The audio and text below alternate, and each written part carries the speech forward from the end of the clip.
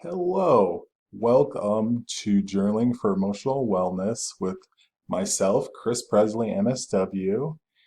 And first of all, before we delve into all of that, I just hope you and your family and your friends and your neighbors are doing well, are staying safe, and being healthy during this challenging time. And I hope you yourself are being healthy and doing what you need to make sure your health is a priority and that you are listening to your body in all the ways that's important. So, now let's go back to journaling for emotional wellness, shall we? All right. Now, before we begin, let me just say welcome and thank you to the Hartford Public Library for reaching out to me for this program. Not specifically for this program, but just to contribute to their online and virtual programs and classes that they've been doing since they've been closed since the beginning of this month. And yeah, just support your local library, especially coming up or during National Library Week, which is April 19th to the 25th. And reach out to your library. If you are in Hartford, Connecticut, and Hartford is your local library, they have a lot of classes and online programs that they have instituted in the past few weeks to support the mission of the library, which is to help people grow, learn, and creates a better life for themselves. That's not necessarily their mission. That's my interpretation of a library's mission, which they're providing information, knowledge, and connections and services. And we all should be very thankful for our libraries. So shout out to libraries, shout out to National Library Week. You can learn more about the virtual programs and classes that specifically the Hartford Public Library has by going to the website that you see before you, hplct.org/classes-seminars-exhibits. And they have other videos like this one you were watching from local authors. Shout out to Tishala Williams, shout out to Patrick Williams. No relation. They are authors that I'm friends with, and they shared some of their writings on video, in addition to other videos, people showing you how to do art at home, people showing you how to make beats at home, people showing you how to do rhymes at home, like hip hop rhymes. Shout out to Blessings Divine.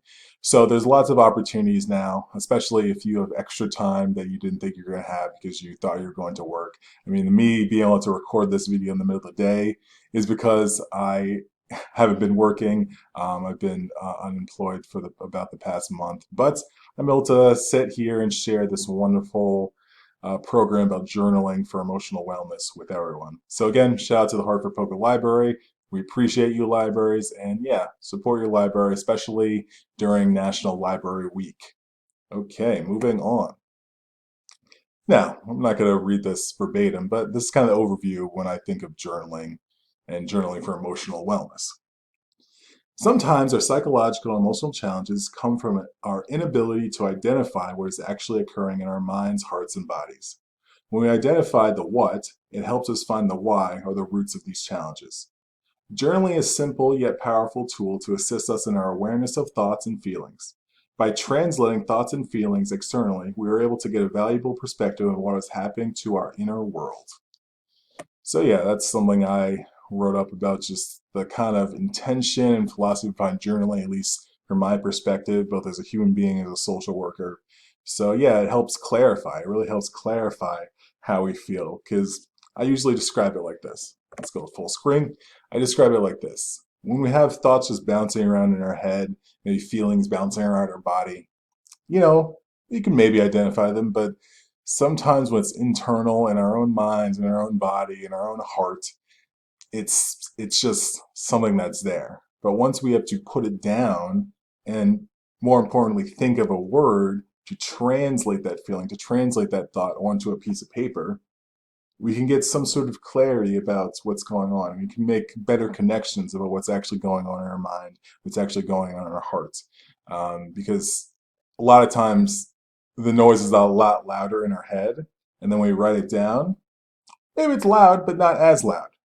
So it doesn't always work like that, but a lot of times just getting it out kind of helps us breathe a sigh of relief. Like, oh, okay, this isn't as bad now I wrote it out. So yeah, let's keep moving.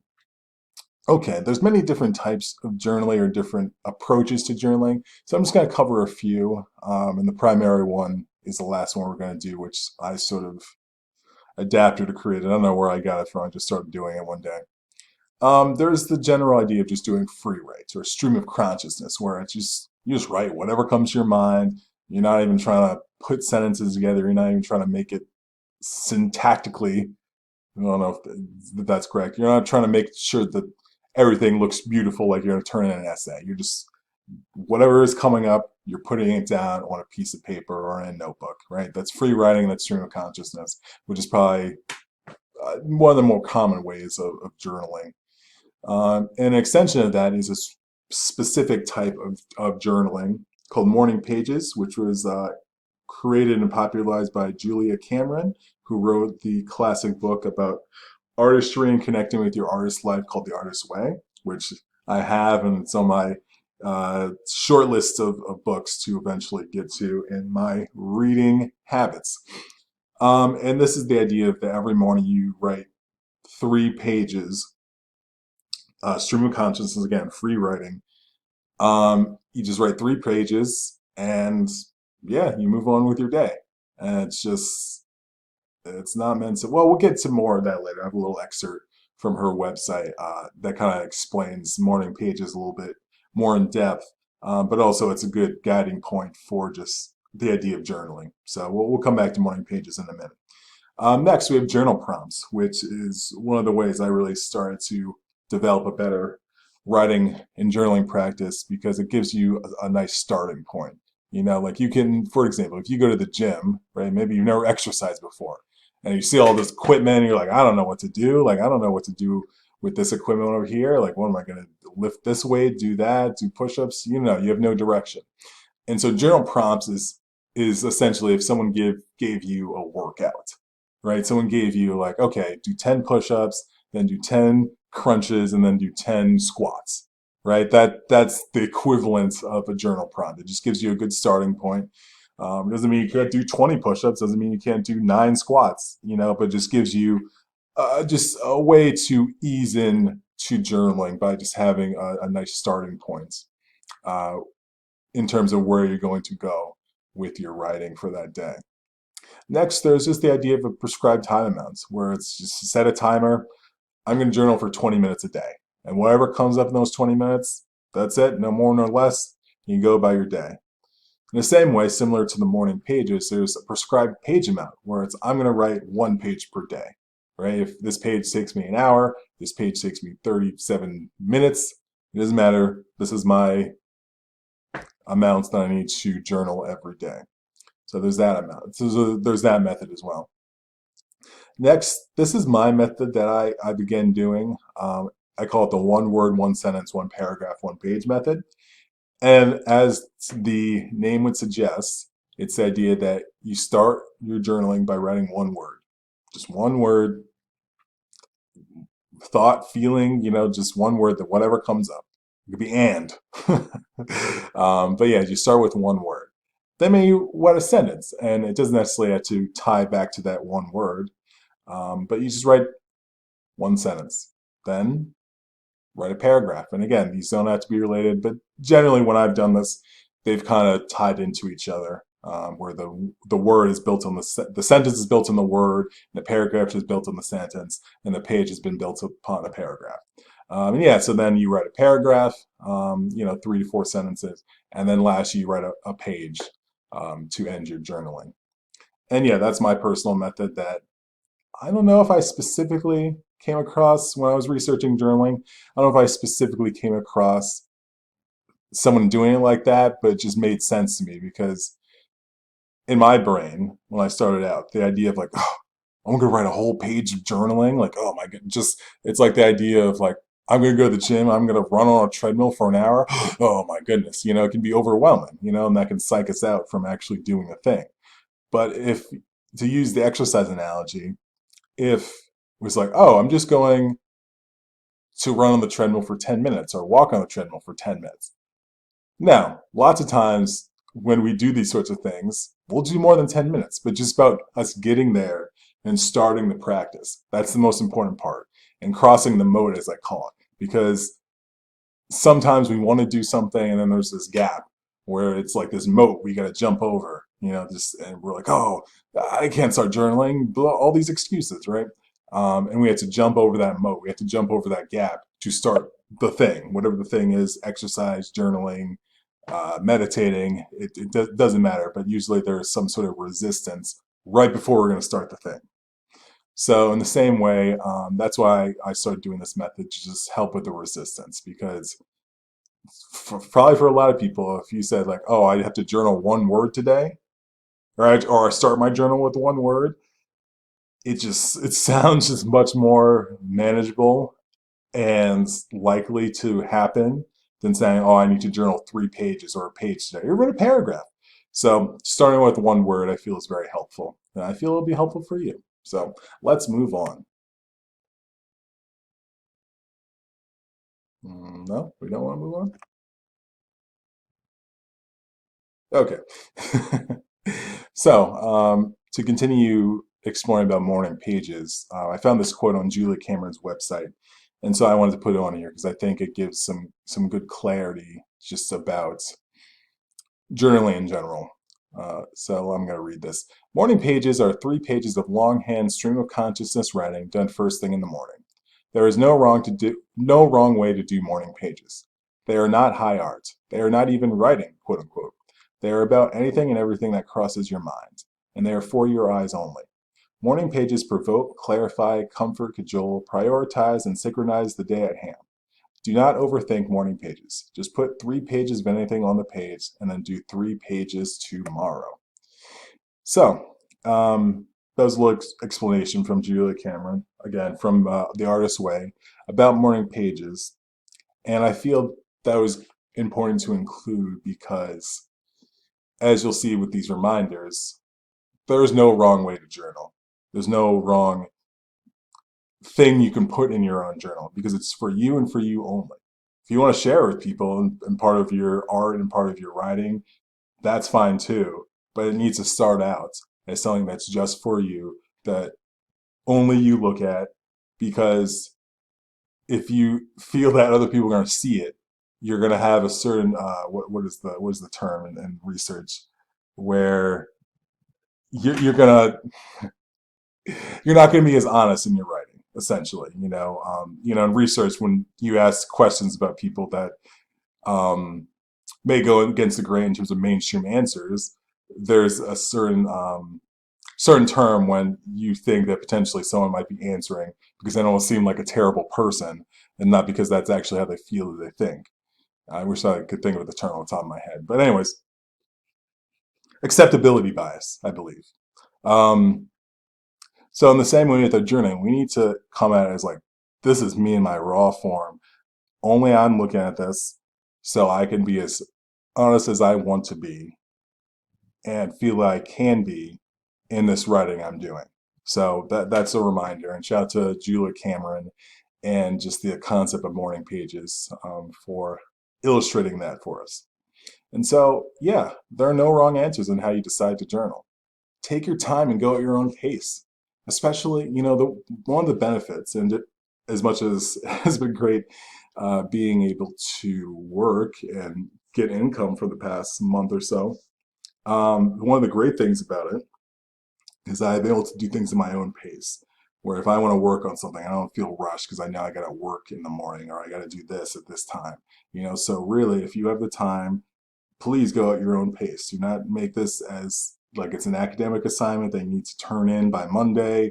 Just go at your own pace, okay? Just go at your own pace. Light a candle, whatever you got to do. Take a bubble bath before you do it. Whatever you got to do to make it as comfortable and as soothing for you, do it, okay?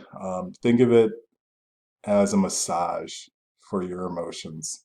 It may not always feel pleasant, but at the end, you feel the release, you feel relaxed. But you have to start the massage, and you have to look at it as something that is part of your, it's just part of just how you process your emotions. Don't think of it as strange, don't think of it as weird. It's a necessary part of life. I think we journal more than we realize, but just we don't necessarily have a formalized journaling practice. I think that's the difference. So yeah, do whatever feels comfortable for your journaling practice. Anything I've suggested is just guides, things I've utilized that have helped me, ways of approaching journaling, ways to think about journaling, but they're all suggestions. Do what feels right in your own heart. Just because I'm a social worker doesn't mean I know what is the best way for you to journal in your own life with your own experiences, with your own thoughts and feelings. So, lastly, journaling brings to surface our thoughts and feelings, which may not be pretty. You don't need to judge what is coming out, nor do you need to condemn it. Just let it out and release the energy. This is an important part of journaling because I know early on I would have, I don't know if problematic is the right word, but I would have things that would come up that I wouldn't want to put down because it's just how it sounded. And it took me a while to be like, okay, one, this is just for you, all right? You're not turning this in for a homework assignment. You're not showing this to your parents. You're not showing this to your partner because they could be involved in what you're journaling. So that's one. So you need to be honest, when things come up related to other people. And two, it's just the same as meditation. And I highly encourage, let me just take a break. I highly encourage, if you're watching this video, to start or develop some sort of meditation practice because I feel in lots of ways journaling and meditation are they can be very similar in terms of how they can help us be in the moment. Because in the same way, when things come up in meditation, a thought that may be like, oh, I hate this person, or like, oh, that person's the greatest person ever. We don't need to say one is great and one's bad and one's great. We need to just realize this is what came up. All right. And you just keep going. You don't latch on to it. You don't jump onto it. You don't write it down the river. You're aware of it. You, you process it and then, you keep moving. So do that same thing with the journaling. Don't judge yourself for something you think or something you feel because that's how you think and that's how you feel. And these things can always change. We're always in transition. We're always transforming. So don't just place negative judgment on yourself for things that may come up that you're journaling. That's very important. And if things come up that really have you in your feelings and really start to trigger you in some sort of way, take a break. There's no medals for I pushed through my journaling of my emotional challenges in like 30 minutes. Like there's no reward here. So just go at your own pace and breathe. Make sure you're breathing. Take deep breaths while you're doing this, especially if things are coming up that are challenging you in the moment. So just let it out. Just see it, let it out, and release it. All right. Okay, now, as I mentioned before, we're going to do the one word, one sentence, one paragraph, one page method. And, if it wasn't clear enough, here's a little example that I wrote about, first word that came to me, hopeful, right? And then the sentence, which is related to hopeful. Today I'm feeling hopeful because I'm able to go back to work next week. And then to expand upon that, a paragraph is I woke up to an email from my job today saying I'm able to return to work next week. This is great news since me and my family have been struggling the past weeks with my paycheck. Well, there was more there. With my paycheck not available. I cut it off because it was just too long. But yeah, I didn't do a whole page in here, but you get the idea. You get the idea. And so, for the last few minutes of this, we are going to do a live version of this together. Okay, so we're back. Some technical difficulties, but we're back. All right, so what you need, pen or a pencil, paper or notebook, your mind and your heart. But seriously, you need your mind open and your heart open, right? This journaling won't work if you keep your mind closed, like I'm fine, everything's fine, everything's good.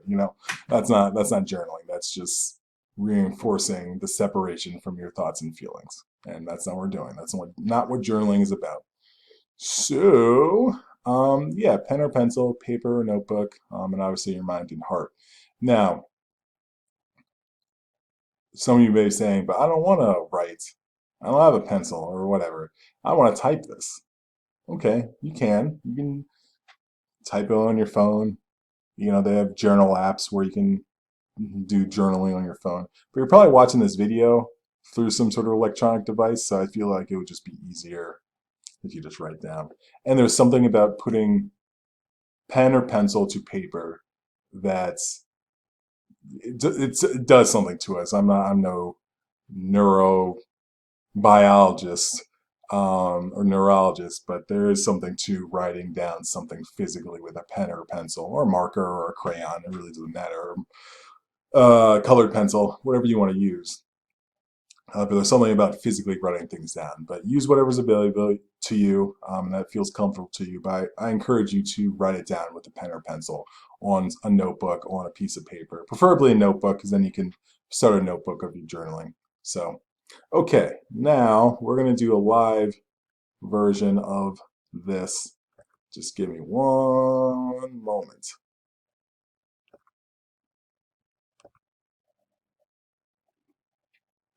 Okay, so yeah, I'm going to do this with you.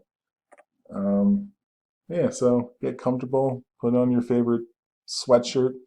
Yeah, let's do a little journaling for the next few minutes. Okay, so one word.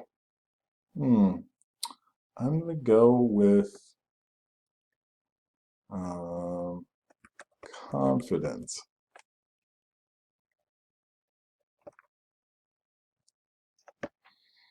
What is my one sentence? And again, these do not be related to each other. You know, you could say that one word could be confident, and the next sentence like I don't feel confident. It's actually they're still related, but you know, they don't have to be directly like I feel confident today. Today, I feel inspired to teach tech, to teach what I can to the world. This is actually how I feel, by the way. This is not me just making things up. Because, yeah, I mean, doing these videos, I'm going to record some other videos after this. During this time, I've been dragging my feet personally on this sort of stuff, but, you know, there's been certain catalysts. Again, shout out to the Hartford Public Library for being a catalyst to do these types of videos as a social worker to encourage people to do practices like journaling that are beneficial and helpful. So I do feel inspired today to teach what I can to the world. Now, let's write a paragraph. Let's write a few sentences together, shall we? Hope you're doing all right over there. Remember, there are no wrong answers to how you journal, the way you choose to journal. If you don't want to do this way, look up journal prompts. And you can look up journal prompts for anxiety, journal prompts for confidence, journal prompts for parents. You know, if you type in journal prompts for, you can find so much information about different journal prompts. And again, if you're new to journaling, that's a very good way to ease into the practice of journaling. So just a little note. Paragraph. Today I recorded. And normally I wouldn't really care about the spelling. Because again, this is for myself. I know that I meant recorded, but you know, I'm sharing this with y'all, so I'm going to make sure everything is spelled correctly. Today I recorded a video for the Hartford, this is kind of getting meta, Hartford Public Library about journaling for emotional wellness. I am excited to share what I know that can be of service to the world, especially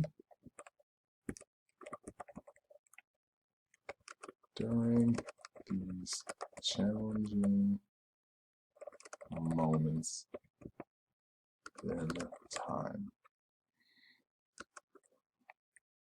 I don't always feel motivated to teach and share, but I understand it is important to transcend my sense of insecurity about my work and message. So yeah, so hold on, we'll make this a little bit smaller so we can get it all on one screen. How you doing over there?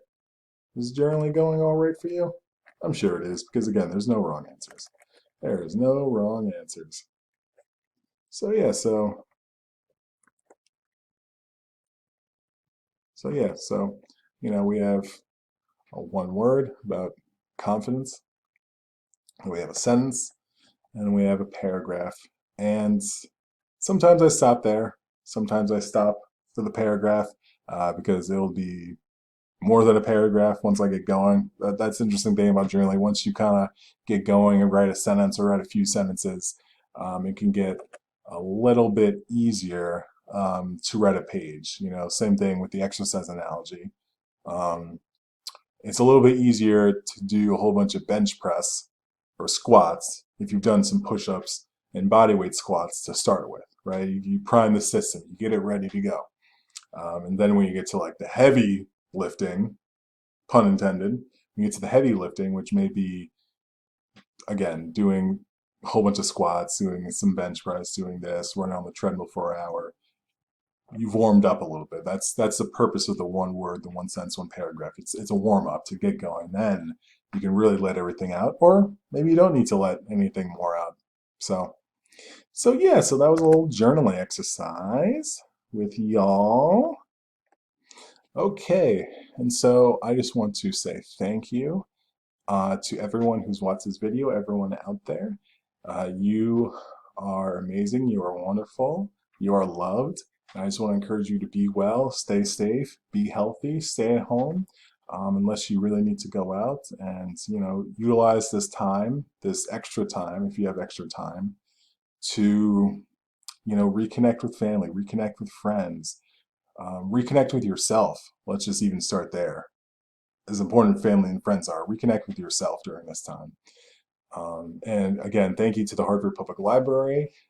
Check them out. Go to their website, hplct.org, and learn about all the wonderful online and virtual programs they have been doing, in addition to this one. Again, National Library Week, April 19th to 25th. Check it out. And remember, journaling is cheaper than therapy. Although I encourage you to go to therapy, journaling is a powerful tool that can help us in our daily lives. So thank you. You're amazing. Peace out. Be well. Stay safe.